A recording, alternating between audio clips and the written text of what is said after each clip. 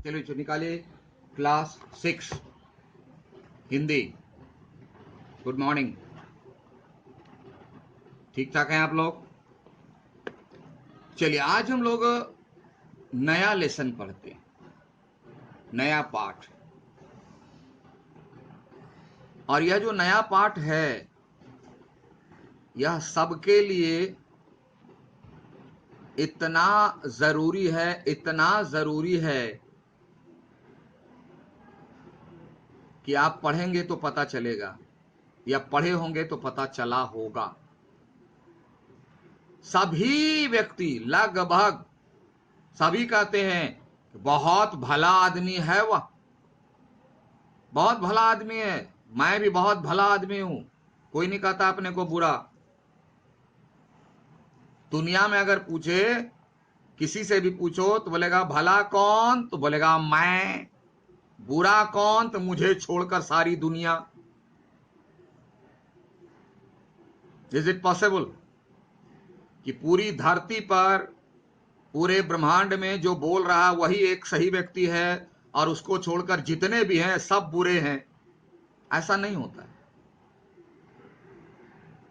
तो उसकी पहचान क्या है? उसकी पहचान यहां दिया हुआ कि भला वास्तव में कहते किसको। एक गुण उसका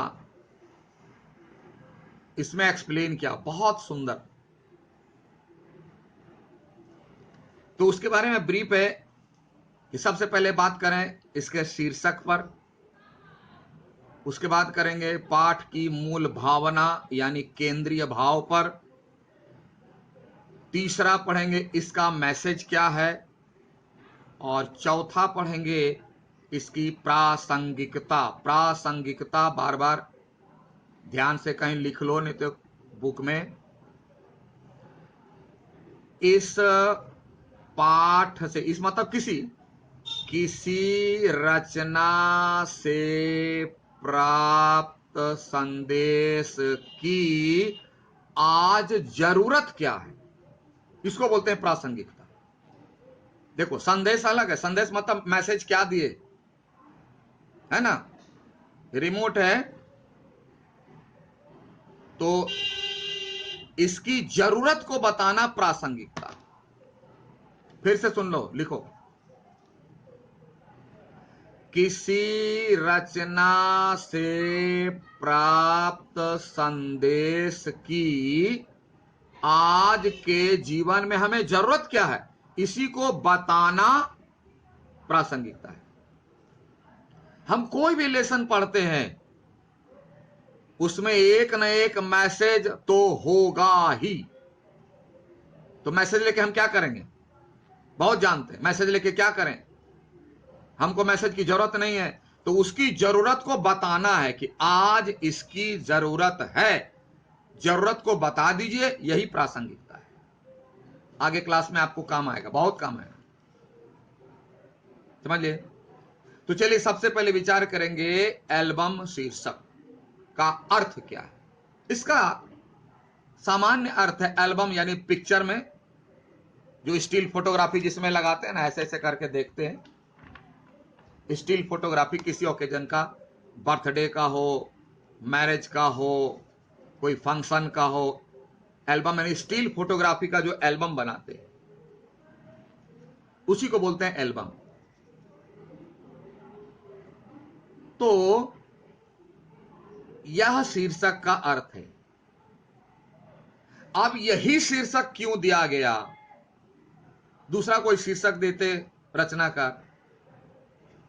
तो उसके पीछे बात है कि इस कहानी में एल्बम यानी फोटो वाला जो एल्बम होता है उसी पर कहानी शुरू होती है, उसी को लेकर शुरू होती है और उसी पर जाकर खत्म होती है।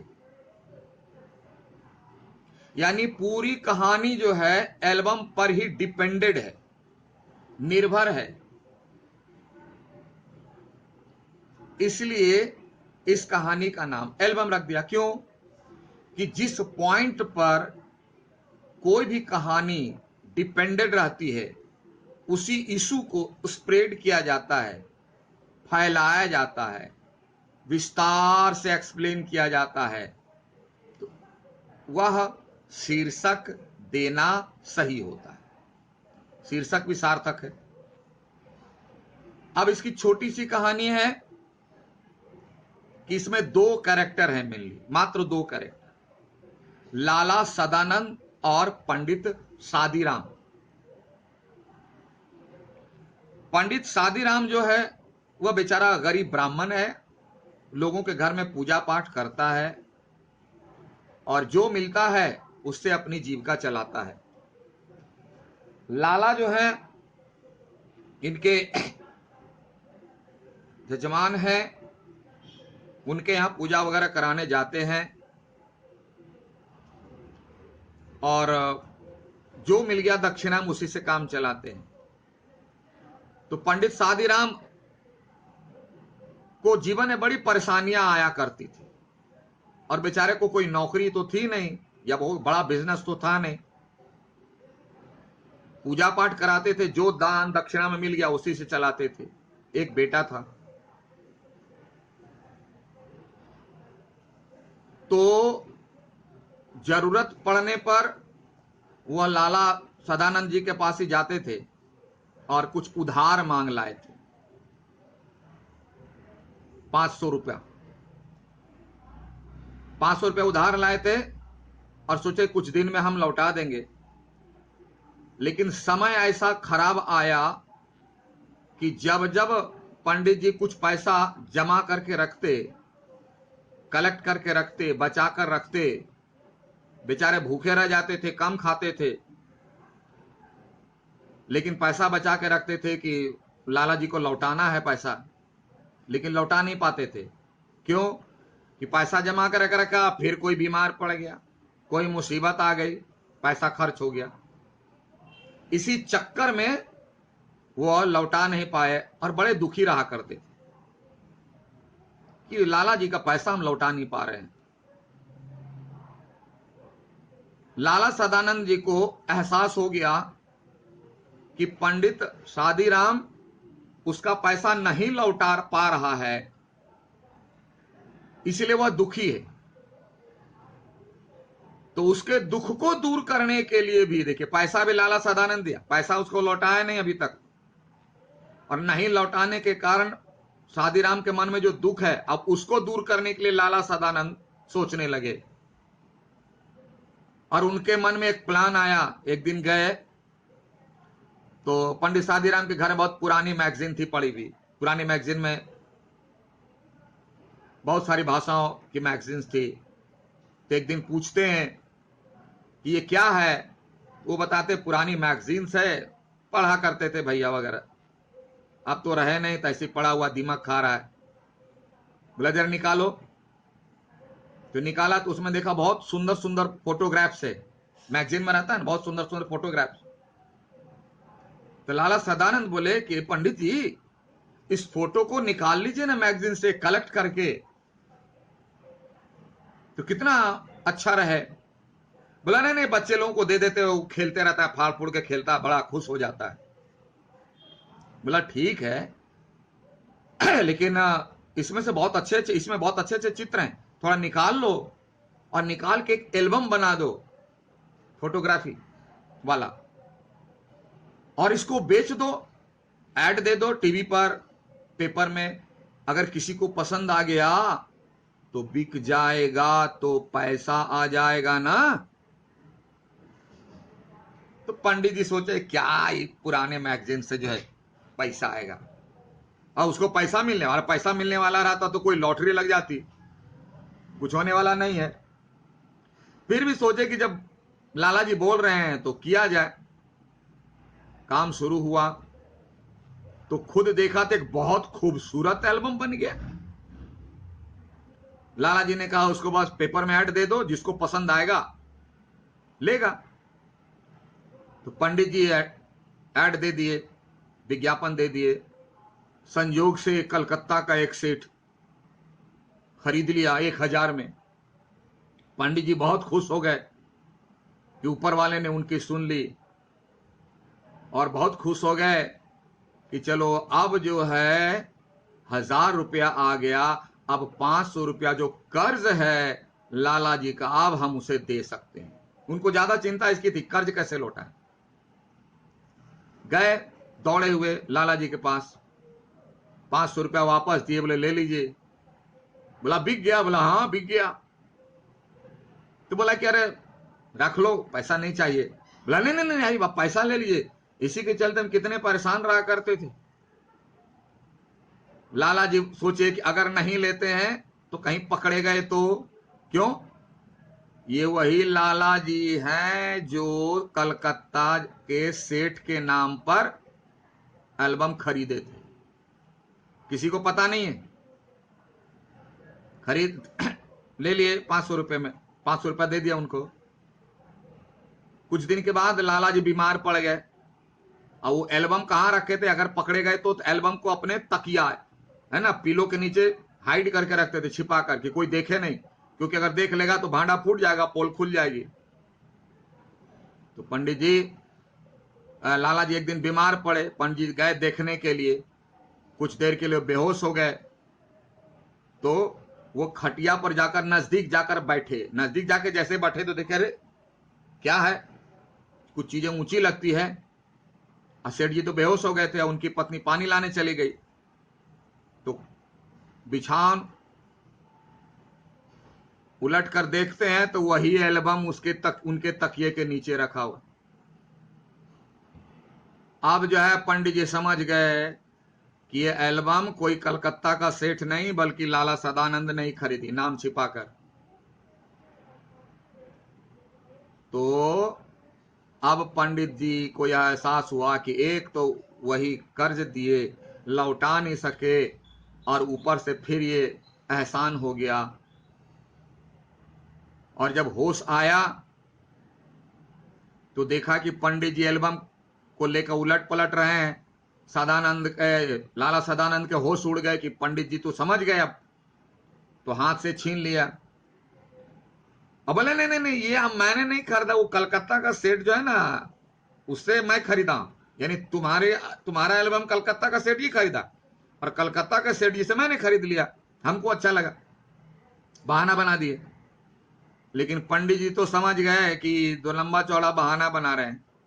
चलो, अब पंडित जी की नजर में लाला सदानंद जी और ऊंचे हो गए कि ऐसा व्यक्ति उन्होंने देखा नहीं कि बरसों हो गए 500 रुपया कर्ज नहीं लौटाया, और नहीं लौटाने के चलते जो सादीराम दुखी रहते थे उनके दुख को दूर करने के लिए एक उपाय निकाल करके पंडित सादीराम के दुख को भी दूर कर दिया।